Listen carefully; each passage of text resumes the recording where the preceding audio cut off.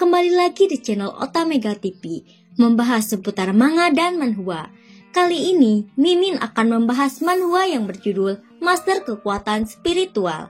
Jangan lupa like dan tekan tombol subscribe-nya. Kita lanjut ke alur ceritanya di part 14. Saat Kim belum sampai, Ju menjadikan Kim lelucon dan menertawainya sembari berkata, "Kim berbeda jauh dengan kapten kami." Gadis itu terkejut mendengar Ju memanggil Kangkin kapten. Gadis itu bergumam, sepertinya tidak semua pria menjengkelkan seperti sekelompok orang di rumah. Saat gadis itu bergumam, Kangkin memperkenalkan dirinya. Namun gadis itu tidak mendengarnya. Lalu tim gadis itu berbisik sembari memanggil-manggil kapten. Kemudian gadis itu langsung membalas dan memperkenalkan dirinya juga. Gadis itu bernama Tang Yi, kapten dari tim Kota Yanhai. Kiwei yang melihat itu berkata, "Datang dari mana bocah ini? Kenapa tidak pernah melihat dia sebelumnya?"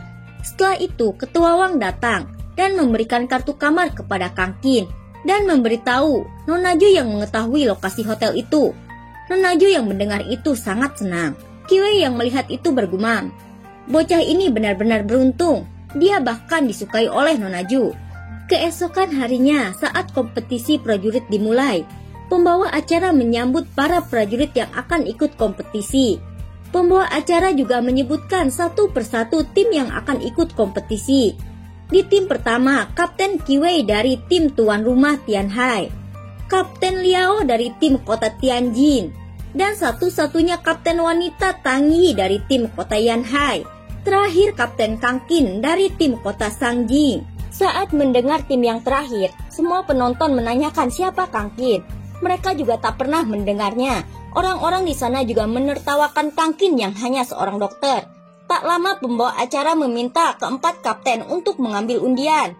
Di tantangan pertama kompetisi berbentuk tantangan dan yang mengambil undian terpendek yang akan bertanding. Kemudian anggota tim lainnya bergiliran untuk bertanding. Pembawa acara lalu bersorak untuk teratai api suci. Para penonton yang mendengar itu semuanya terkejut.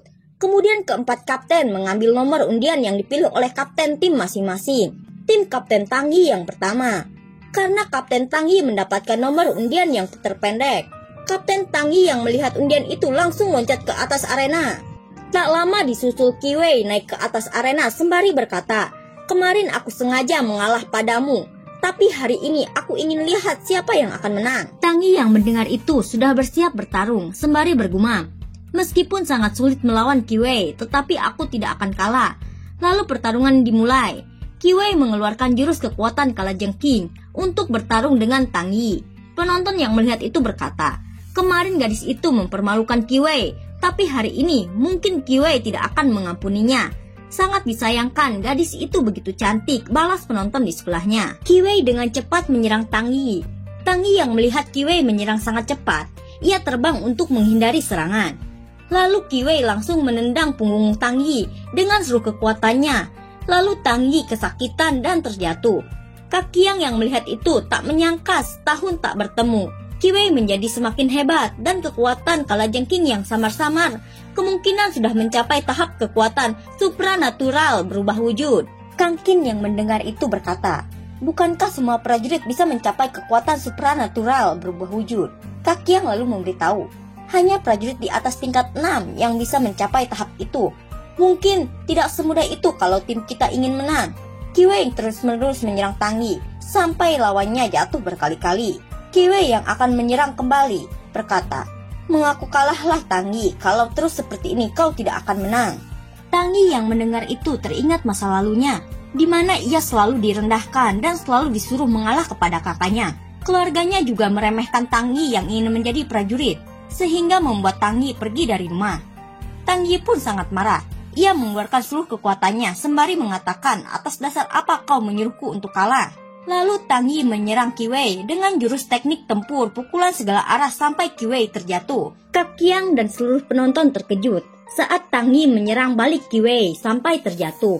Mereka juga tak menyangka Tang Yi prajurit tingkat 6 bisa menggunakan teknik tempur yang hanya bisa digunakan oleh kemampuan prajurit tingkat 7.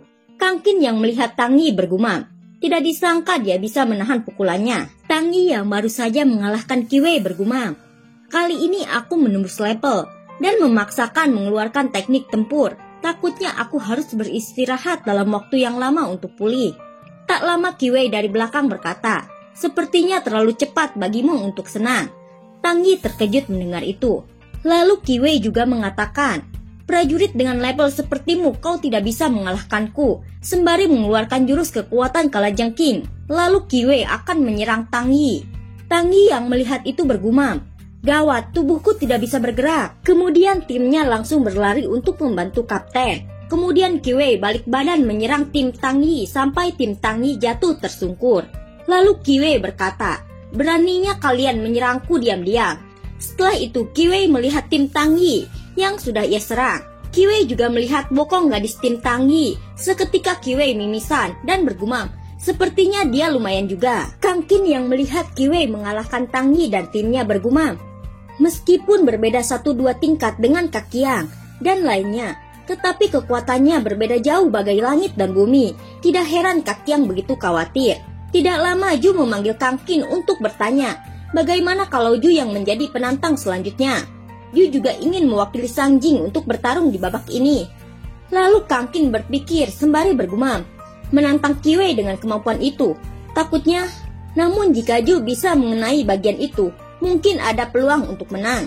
Kemudian Kang Qin membolehkan Ju bertanding di babak selanjutnya dan meminta Ju untuk berhati-hati sembari membisikkan trik untuk mengalahkan pergerakan lawan.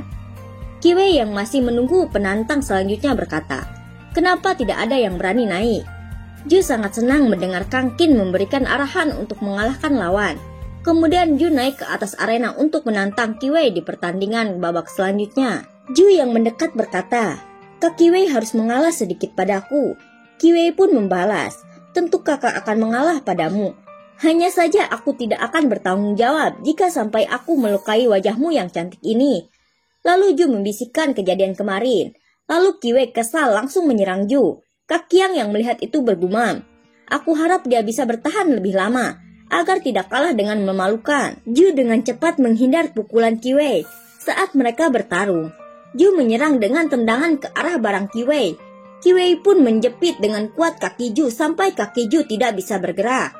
Saat Kiwei akan memukul Ju, Ju mengaku kalah. Lalu Ju memperlihatkan bentuk tubuhnya sembari berbisik, "Asalkan kakak membiarkan aku pergi, kau bisa bermain sesuka hatimu." Kiwei yang mendengar itu kemudian melepaskan kaki Ju sembari bergumam, "Meskipun aku tidak berani menyinggung Ketua Wang, tapi dia sendiri yang menyerahkan diri." Setelah itu Ju langsung menyerang kelemahan Kiwei dengan menendang kakinya. Kiwei pun sangat kesakitan. Ju dan orang-orang yang menonton sangat tak menyangka Kiwei kesakitan hanya dengan tendangan Ju. Tak lama Kiwei berkata, "Adik Ju, bagaimana dengan aktingku? Lumayan kan?" Ju yang mendengar itu membalas, "Bukankah kakimu terluka? Bagaimana bisa?" sembari terkejut. Kiwei memberitahu karena ia sudah menyelesaikan pengerasan tulang kaki dan ia juga akan naik ke tingkat 7. Lalu Kiwei mengeluarkan seluruh kekuatannya sampai Ju jatuh dan kalah. Pembawa acara menetapkan Kiwei di posisi bertahan. Kemudian tantangan dilanjutkan di babak selanjutnya. Kang Qin yang akan naik melawan Kiwei ditahan oleh Kak Qiang. Dan Kak Qiang juga meminta Kang Qin untuk membiarkannya bertarung di babak selanjutnya. Kak Qiang juga ingin mencari terobosan di tantangan ini. Lalu Kak Qiang menuju ke arena. Ju yang melihat Kak Qiang yang akan naik berkata, "Keluarga Su dan keluarga Wei bertanding lagi di kompetisi kali ini." Kang Qin yang mendengar itu terkejut membalas, "Bertanding lagi?" Kemudian Ju memberitahu di kompetisi prajurit sebelumnya, Kak Qiang sebagai kapten dikalahkan oleh Kiwei. Meskipun keluarga keduanya tentara, sebenarnya hubungan mereka tidak baik. Saat mereka berdua akan bertarung, Kiwei berkata, "Lawan yang pernah kukalahkan tidak peduli berapa kali kau datang, aku pasti akan menghajarmu sampai babak belur." Lalu Qiang langsung menyerang Kiwei. Kiwei pun langsung menahan segala serangan Qiang dengan kekuatannya. Kiwei juga berlari secepat kilat sampai Qiang tidak menyadarinya. Kiwei yang berada di belakang Qiang berkata, "Tidak disangka sudah begitu lama, kau masih saja tidak ada kemajuan, masih sama sangat lemah." Lalu Kiwei langsung menyerang Qiang dari belakang sampai jatuh tersungkur. Saat akan menyerang, gelas minuman terlempar ke kepalanya. Kiwei sangat marah menengok sembari berkata, "Siapa yang melemparnya?" "Aku," balas Kang Qin sembari mengangkat tangan. Kemudian Kiwei menunjuk dan mengatakan, apakah Kapten Kang melihat Kiang akan kalah, jadi kau bertindak putus asa? Kang Qin juga memberitahu, setiap tantangan pastinya ada yang menang dan kalah. Dan dengan kemampuan Kiang yang sekarang, kalah untukmu itu tidak memalukan. Lagian aku hanya ingin melihat bawahmu, apakah benar-benar tidak bisa dihancurkan atau tidak. Kiwei yang mendengar itu terkejut. Tak lama Kiwei tertawa kencang, sembari berkata, Dokter Kang, keterampilan akupunturmu memang luar biasa. Penonton yang di sana juga menertawakan Kang Qin. Tangi yang melihat Kang Qin bergumam, lelucon. Berdasarkan kemampuan Kiwei, tidak mungkin tidak tahu siapa yang memukulnya. Kecuali ada kekuatan lain yang benar-benar bisa menghancurkannya. Dan tidak disangka bisa bertemu dengan orang yang punya kekuatan luar biasa di kompetisi tahun ini. Tak lama Kapten Liao menghampiri Tangi berkata, kalah di pertandingan itu tidak menyenangkan. Terlebih lagi kau yang mencari masalah dan menentang tim Tianhai. Sudah pasti kalah dengan mengenaskan. Tangi membalas, jangan pikir tim Tianjin dan tim Tianhai bisa bersekongkol dengan bisa memenangkan seperti kompetisi sebelumnya. Dan sepertinya yang mencari masalah tahun ini adalah kalian. Jika tidak percaya, lihat saja sendiri, sembari melihat ke arah Kang Qin yang sudah di atas arena. Itu Kang Qin yang akan melawan di babak kali ini. Kiwei yang melihat Kang Qin bergumam, hanya prajurit tingkat 5. Lihat saja bagaimana aku menghajarmu. Kiwei mempersilahkan Kang Qin untuk mengeluarkan 2 jurus, dan Kiwei juga tidak akan menindasnya. Kiwei pun bergumam, aku yakin kau tidak akan bisa menembus pertahananku. Kang Qin yang mendengar itu berkata, membiarkanku mengeluarkan 2 jurus. Kiwei membalas, kenapa? Apakah terlalu sedikit untuk Kapten Kang? Kalau begitu aku akan membiarkanmu mengeluarkan beberapa jurus. Semua penonton menertawai Kang Qin dan menyoraknya. Kemudian Kang Qin meminta untuk memakai sarung tangan dulu untuk keselamatannya. Nona Ju bersorak untuk Kang Qin. Ketua Wang yang melihat Kiwei berkata, tidak disangka Kiwei bisa mengalahkan beberapa orang dengan cepat. Sepertinya kekuatannya meningkat pesat dibandingkan tahun lalu. Kiwei menyuruh Kang Qin untuk memukul di bagian yang Kiwei tunjukkan. Dengan percaya diri, Kiwei berkata, aku hanya akan berdiri. Jika kau bisa memukulku sampai mundur 1 langkah, aku akan anggap kau menang. Lalu Kang Qin langsung memukul Kiwei sampai Kiwei mundur jauh beberapa langkah. Kiwei yang kesakitan bergumam, dia bisa menembus pertahananku. Kiwei juga seakan tidak percaya Kang Qin bisa mengalahkannya. Lalu Kiwei langsung mengeluarkan botol berisikan obat pil, lalu memakannya beberapa. Kang Qin yang melihat itu bergumam, tidak heran Tianhai selalu unggul dalam pertandingan. Ternyata mereka punya ahli pembuatan pil yang menyediakan pil obat untuk mereka. Tak lama Kiwei berdiri dan meminta Kang Qin untuk memukulnya lagi jika berani. Lalu Kang Qin memukulnya sampai terjatuh. Lalu Kang Qin juga memukulnya sampai berkali-kali. Semua orang yang menonton sangat tak menyangka Kiwei menjadi begitu lemah. Kiwei yang babak belur bergumam, bukankah si kumbang ini hanya tingkat 5? Saat Kang Qin mendekat, Kiwei langsung mengaku kalah dan memohon agar tidak dipukuli lagi oleh Kang Qin.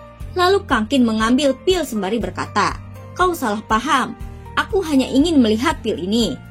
Kiwei membalas, ternyata begitu ya. Aku punya banyak pil ini.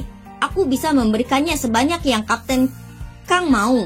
Tetapi saat mengatakan itu, Kiwei punya rencana jahat dalam persekongkolannya.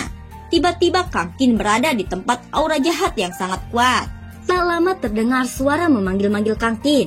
Kemudian muncul silauan cahaya. Kang Qin pun terbawa ke masa lalu saat bersama kedua orang tuanya. Kang Qin yang melihat dirinya berubah menjadi masih kecil bergumam, ada apa denganku? Sembari melihat tubuhnya. Ketika Kang Qin akan menggapai orang tuanya, tiba-tiba tangan Kang Qin berlumuran darah. Dan di setiap sudut ruangan itu dipenuhi oleh darah. Seketika Kang Qin berada di tempat pemakaman. Kang Qin yang melihat orang-orang di sana mendekat. Saat mendekat, orang-orang membicarakan kejadian saat mendiang meninggal. Ketika Kang Qin melihat nisan itu, ternyata makam itu kedua orang tuanya. Tak lama Mbak In datang menghampiri Kang Qin dengan raut sedih. Mbak In mencoba menenangkan Kang Qin supaya tidak terlalu sedih atas meninggalnya kedua orang tua Kang Qin. Saat menenangkan Kang Qin, Mbak In bergumam, kau juga akan segera menyusul mereka, sembari akan menusuk. Saat Mbak In menusuknya, Mbak In terkejut, Kang Qin tak terluka. Lalu Kang Qin langsung menyerang si penipu yang menyamar sebagai Mbak In sembari berkata, "Aku sudah mencium bau tubuhmu, masih ingin menipu orang." Si penipu itu berubah menjadi Liao. Liao pun menertawakan Kang Qin sembari mengeluarkan formasi sihir jahat. Kang Qin yang melihat itu bergumam, satu-satunya cara untuk menghancurkan formasi sihir ini dengan cara menarik energi jahat ini. Kemudian Kang Qin mencoba mengandalkan belati sebagai satu-satunya alat untuk menarik energi jahat itu. Lalu Kang Qin menusukkan belati itu ke titik formasi untuk mengumpulkan dan membunuh roh jahat itu.